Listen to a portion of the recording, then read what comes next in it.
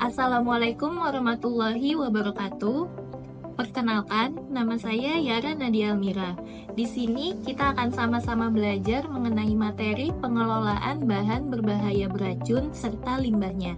Tujuan pembelajaran kali ini diharapkan teman-teman mampu melakukan pengelolaan B3 serta limbahnya di rumah sakit dengan baik dan benar sesuai dengan peraturan yang berlaku.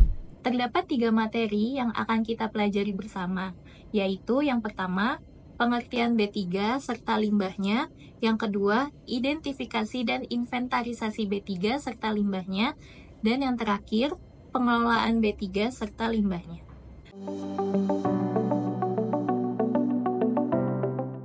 Pengertian B3 atau bahan berbahaya dan beracun menurut Permenkes nomor 2 tahun 2023 tentang kesehatan lingkungan adalah zat energi dan atau komponen lain yang karena sifat, konsentrasi, dan atau jumlahnya, baik secara langsung maupun tidak langsung, dapat mencemarkan dan atau merusak lingkungan hidup dan atau membahayakan lingkungan hidup, kesehatan, dan kelangsungan hidup manusia serta makhluk hidup lainnya. Sedangkan untuk pengertian limbah B3 adalah sisa suatu usaha dan atau kegiatan yang mengandung B3 baik dalam bentuk padat maupun dalam bentuk cairan.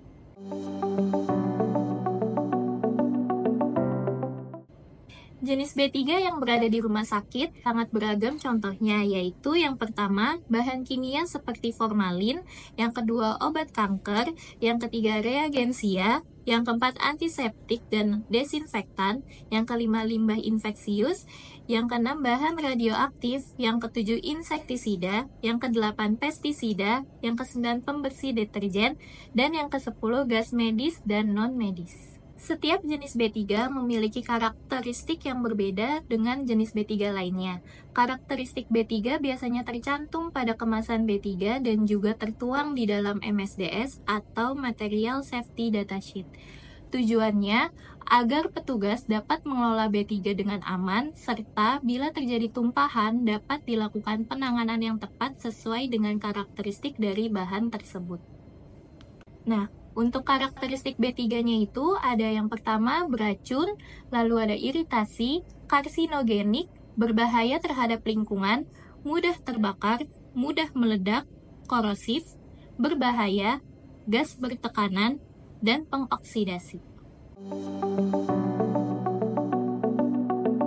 Rumah sakit memiliki beragam jenis B3 yang berarti akan menghasilkan limbah B3.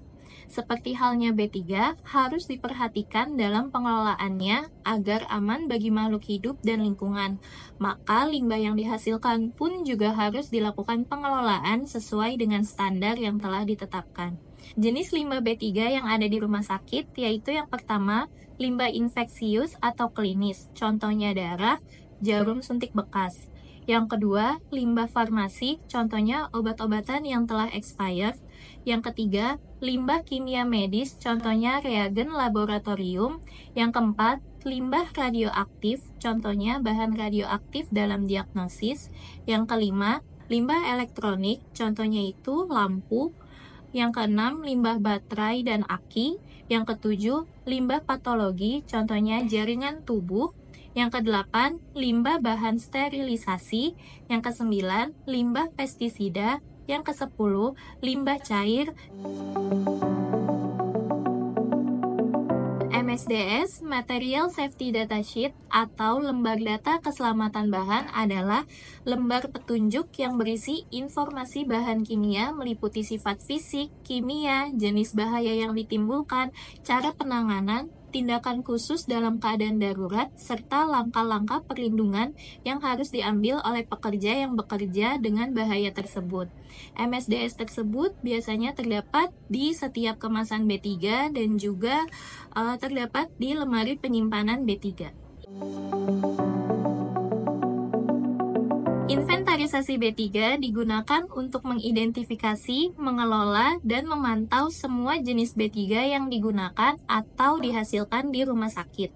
Hal yang perlu dilakukan untuk melakukan inventarisasi yaitu memastikan semua B3 telah disimpan sesuai dengan standar tempat penyimpanan B3, memiliki label yang tertera di setiap kemasan B3 yang mencakup informasi berupa nama B3, jenis B3, tanggal kadaluarsa, dan tanggal buka B3, serta memiliki daftar inventarisasi yang mencakup nama, jumlah, karakteristik, dan potensi bahaya dari B3 tersebut. Dan daftar inventarisasi tersebut harus diletakkan di dalam lemari penyimpanan B3. Dalam pengelolaan B3 di rumah sakit harus memperhatikan yang pertama, perencanaan pengadaan B3. Harus disesuaikan dengan kebutuhan B3 dan harus memastikan supplier yang memasok B3 memiliki sertifikasi dan mematuhi peraturan terkait B3 serta wajib melampirkan MSDS di setiap B3. Yang kedua, penggunaan B3 dapat disesuaikan dengan jenis B3 yang dapat dilihat dari MSDS dan simbol B3 yang ada di kemasan B3. Serta dalam melakukan penggunaan B3 tersebut, petugas wajib menggunakan APD yang telah ditetapkan di dalam MSDS-nya. Yang ketiga, penyimpanan B3.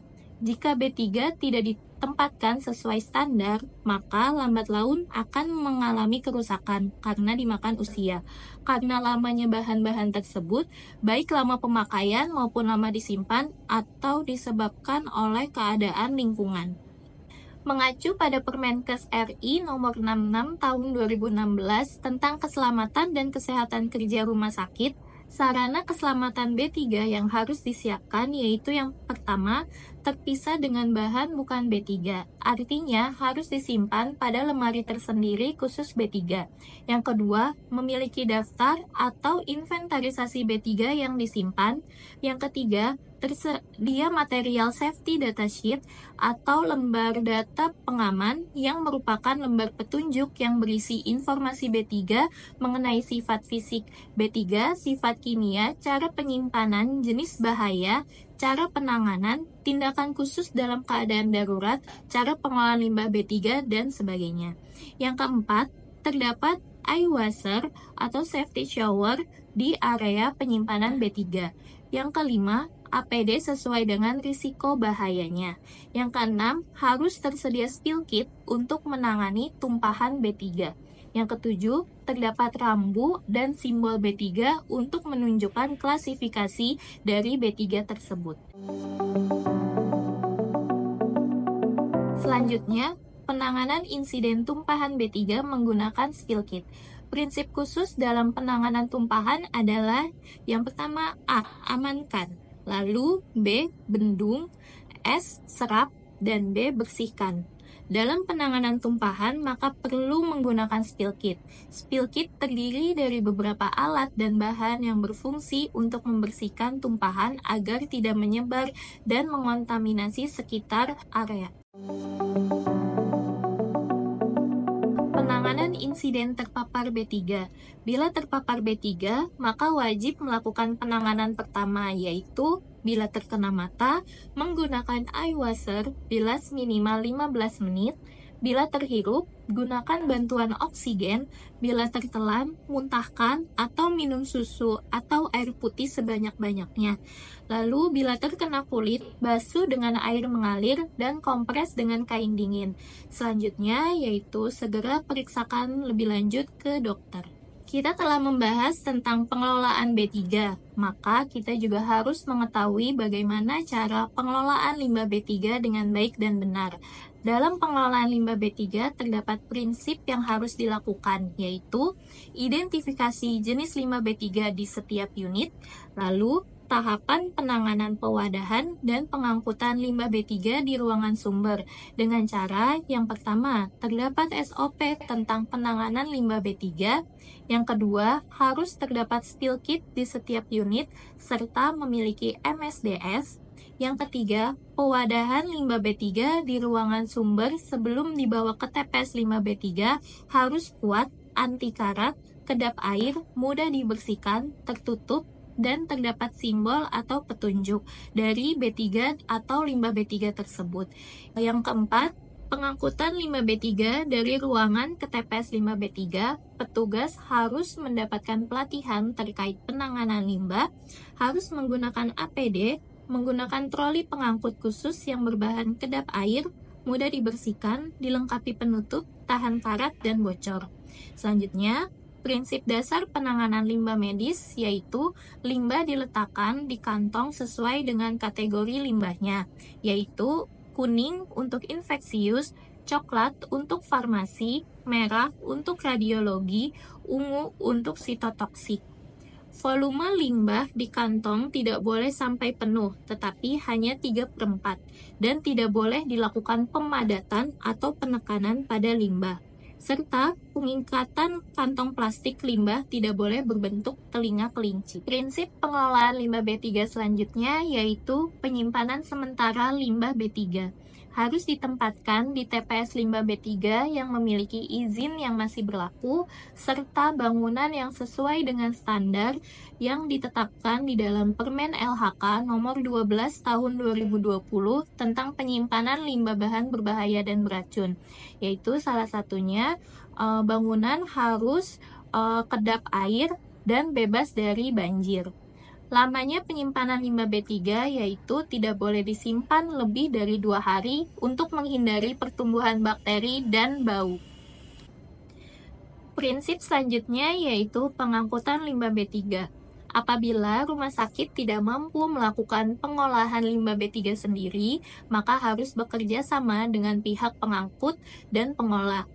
Harus terdapat PKS atau perjanjian kerjasama dengan transporter dan juga harus memiliki izin yang lengkap dan berlaku sesuai dengan peraturan perundang-undangan. Kendaraan yang digunakannya pun harus tercantum dalam perizinan dan di kendaraan tersebut terdapat simbol limbah B3.